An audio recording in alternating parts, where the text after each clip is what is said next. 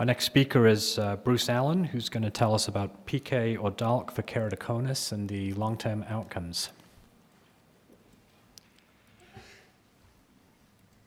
Okay, Sanjay, thanks very much. There's my financial declaration. I should say it's fairly unexciting and certainly not relevant to this talk. So, why are we going to be doing a deep anterior lamellar keratoplasty at all, given that it's a lot more difficult technically to perform than penetrating keratoplasty?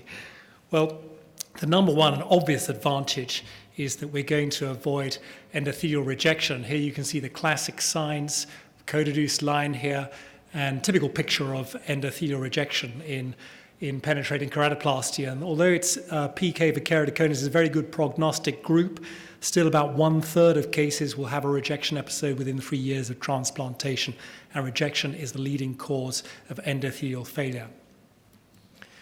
Not only do you have clinically apparent rejection in full-thickness grafting, you also have accelerated endothelial cell loss. And Vincent Bordery and Paris did some very nice work projecting forward from observed rates of endothelial cell loss after penetrating and deep anterior lamellar keratoplasty, and he showed quite clearly in his forward projections that you're going to be much better off in terms of long-term survival if you leave the host endothelium in place, which is very intuitive, right? But the registry data, what we have so far, and this is really where we base most of what we tell our patients about the risks and benefits of corneal transplantation.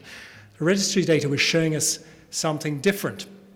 And Doug Costa, who's made a fantastic contribution in this area from Australia, was really swimming against the tide here in a time when the zeitgeist, the mode of the times was very much towards lamellar grafting, both endothelial and anterior lamellar grafting.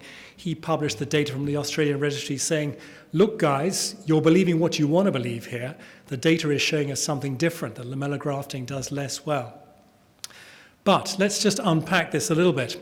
What we're seeing here is worse survival up to 2 years here with the lamellar grafts. Have a look at these numbers here in the Australian data. This is data that is derived from the late 90s, early noughties, and it's historic. And this is the problem with registry data, is it lags a long way behind the contemporary clinical picture. And look at the numbers here. We've only got about 300 grafts in the deep anterior lamellar group versus 10 times as many in the penetrating graft group. So what we're looking at here is a technique in evolution. These surgeons had got their learner driver plates on here with this technique. They were just getting to grips with it, and this is reflected in the early data here. And a lot of the failures reflect that. This tail here, interestingly, don't get confused with that. Once you have an established lamellar graft with the sutures out, it usually stays there for good. And the later failures here really reflect the definitions of failure that were used in these registry studies, where we're looking at patients waiting for a regraft rather than patients who are actually failing later than 2 years out. What are we seeing with a more contemporary picture? This is the most recent UK data. And you can see that the single high-volume surgeon series that were showing us that DALK was doing so well, we weren't getting so many failures, are now reflected more generally in a wider group of surgeons performing DALK. And DALK is now probably the technique of choice in keratoconus in the UK. And you can see there's parity in the outcomes in the early period, the first 5 years. More interestingly, if you compare the DALK cases we were doing in the noughties, this is pre-2010 in the blue versus post-2010, you can see that we're clearly doing better now than we were. And that's because the techniques that have been disseminated by the high-volume surgeons, the Decimase-bearing techniques, viscodissection, big bubble, they're all much better understood than they were.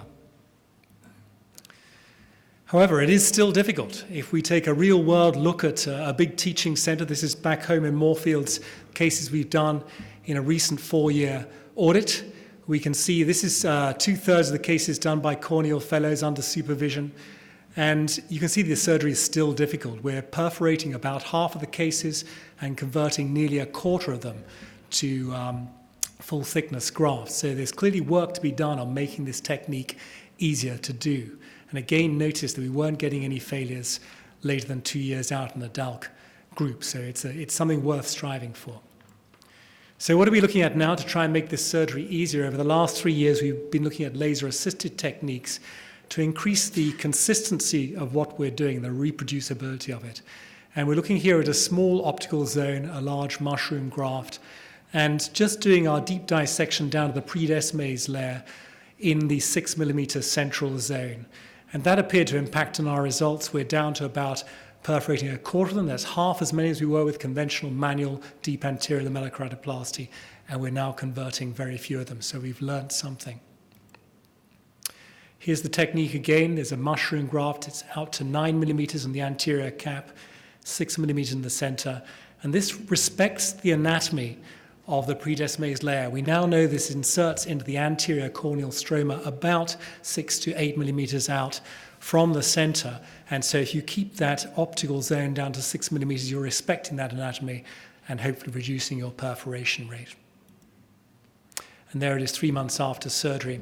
Look carefully at this, however. You'll see a little bit of neovascularization down here and a little bit of stromal opacification down here. One important clinical message is don't stop your steroids after 6 months in an anterior lamellar graft. We see a lot of stromal rejection. It's about 20% of cases. Treat it like a DMEC. Low doses over 2 years after surgery. So in summary, DALK preserves the host endothelium. That has clear advantages. In terms of data rejection, it looks like that will give you better graft survival. We'll find out from the registry studies eventually, but certainly the trend suggests that we are moving in that direction. And really the registry data we have so far reflects a technique in evolution. And we're now understanding how to do this operation better, making it technically easier. But we've still got a way to go, and this is one of our femto-assisted grafts, and that's a classic persistent double chamber there. So we do think long-term survival is better with DALK, but are we asking the right question? Here I'm going to point you back to Deborah's talk, because if you hang around corneal transplantation for keratoconus long enough, you will see the problem of late ectasia in the periphery of the cornea, outside where the graft has been done, continued progression of the keratoconus outside the graft. And it's a big problem. Once you get to this stage, you're really down to either a scleral lens again or complex revision surgery. And although this would be classified as a graft that was still functional in the registry studies, it's really a failure. And should we now be looking at larger grafts to combat this, or even peripheral annular cross-linking? I think that's where the debate is moving on. Thank you very much.